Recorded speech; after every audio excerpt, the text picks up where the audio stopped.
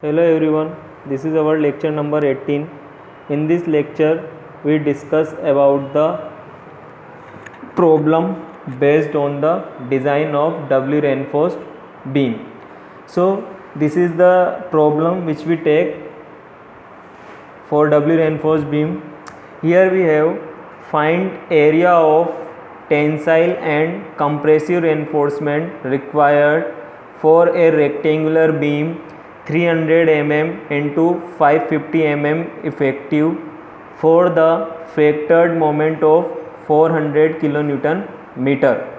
The effective cover for the tensile and compressive steel are 50 mm and 40 mm respectively. Take M20 and Fe415. So here we solve this problem and find the area of tensile and compression reinforcement. So what we have to do, first we have to write the given data. What we have given? So we have given B is equal to 300 mm, D is equal to 550 mm. Here I write D. Small d is the effective cover and capital D is the effective depth and capital D is the overall depth. So if you see in question, here we have given 550 mm effective, that means you have given small d value, you don't count this value as a overall depth. Here he already mentioned that this 550 mm is the effective, that means this he given is effective depth. After that he have given for the factored moment of 400 kilonewton meter. Factored moment means bending moment, that is 400 kilonewton meter. One thing you have to note, here he write factored moment. If in our question this factored moment is not given, then you have to multiply with this 1.5 if this factored is not given. But in our case factored moment is given, that's why we have not multiplied this with 1.5. We directly take as 400 kilonewton meter. Now we have given effective cover for tensile and compression both side. So for tensile we have effective cover 50 mm, and for compression side we have effective cover is 40 mm. Here we have given M20 grade of concrete, means this is M20 means FCK is equal to 20 Newton per mm square and Fy is equal to 415 Newton per mm square. So these values we have given in our problem. So with the help of this value we have find the AST1, AST2 and ASC. So we have used formulas which we studied in our previous lecture. Let's find AST1 first. So how we find AST1? For that we have to find MU limit or MR1, because we know that bending moment is equal to MR1 plus MR2, and for finding the MR2 first we have to check this bending moment is greater than MR1 or MR2. Bending moment is greater than MR1 or less than. Okay, so for that first we have to find MR1, and MR1 is equal to MU limit. So in our question we have given Fe415. So for Fe415 MU limit is equal to 0.138 FCK BD square. For Fe415 we have this formula. So with the help of this formula we find the MU limit. Put all values in this equation. 0.138 20 into B is 300 and D is 550 square. So here we get 250.47 into 10 raised to the power 6 Newton mm as a answer. So this is we get the mu limit value. So with the help of this value we have find the AST1, and here we get mu limit is 250 and bending moment is 400, means 400 is greater than 250.47. so with the help of this we have find the AST1, and remaining moment gives us ASC and AST2, because we have to resist this bending moment. So our AST1 resist only this part, and remaining part is taken by AST2 and ASC. So first we have find the AST1.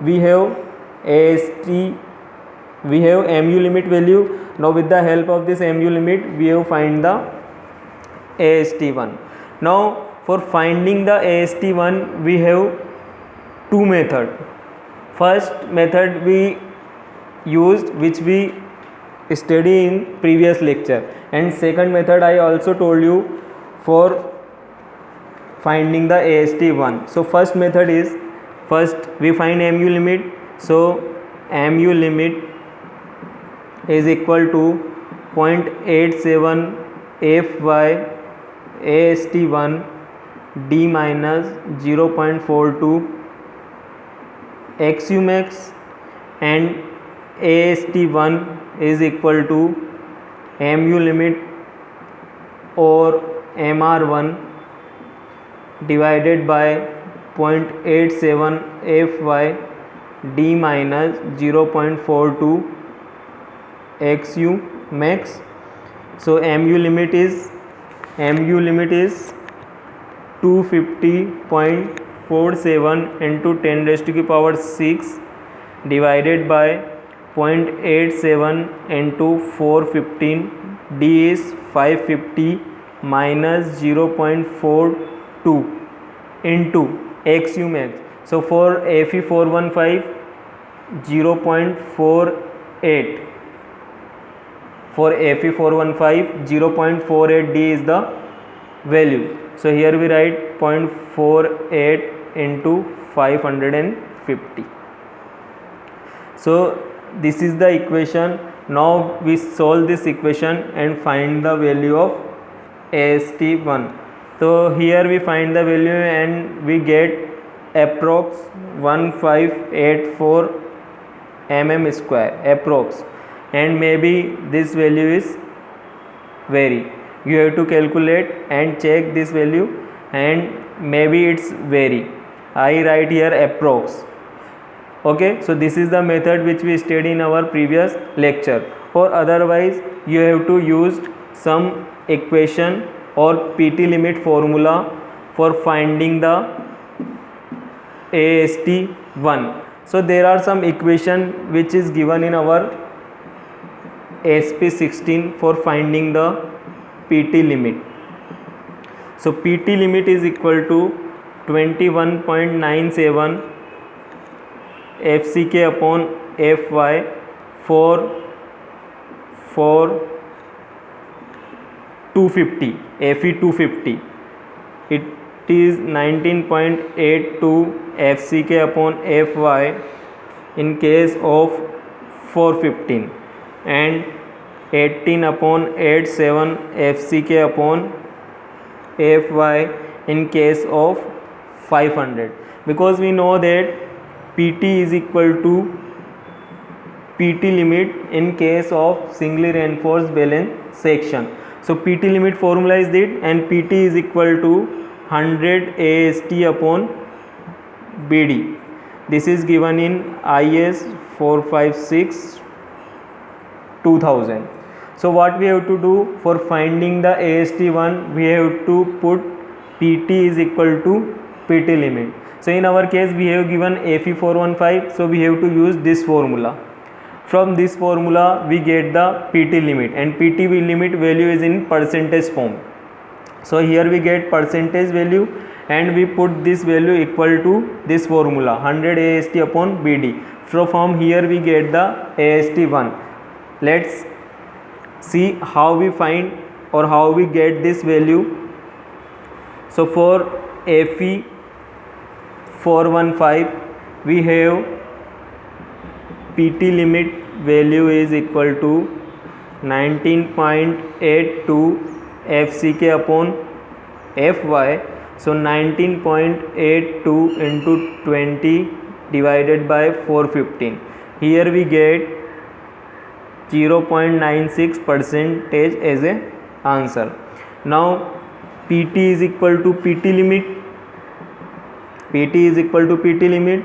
So 100 AST1 divided by BD is equal to 0.96. It is in percentage form formula. So AST1 is equal to 0.96 into BD divided by 100. So 0.96 divided by 100 into 300 into 550. So from that equation we again write same approx. Here we get 1584 mm square as a reinforcement. This is the approx value, maybe it's vary, so you have to check with your calculator this value. This is the method we have to find the AST1. After finding the AST1 we have to solve for AST2 and ASC. So for that what we have to do, first we have to find the MR2. So MR2 is equal to bending moment minus MR1. Bending moment is equal to 400 and MR1 is equal to 250.47. This is the value. So after subtracting this value we have got 149.53 kilonewton meter. If we multiply with 10 raised to the power 6, so their unit change in Newton mm. Okay, so this we got 149.53 10 raised to the power 6. There is a MR2 value. Now simple, we have to put our formula. AST2 is equal to MR2 divided by 0.87 Fy d minus 0.42 XU max. So MR2 is 149.53 into 10 raised to the power 6 divided by 0.87 into 415 into 550 minus 0.42 into 0.48 into 550. 0.48 into 550, because we know that for Fe415 XU mass is equal to 0.48 into D. So we write this equation, and after solving this equation, here we get 812 mm square. 812 mm square. So this is the value of AST2. Now we have to find the value of ASC. So how we find the value of ASC? Same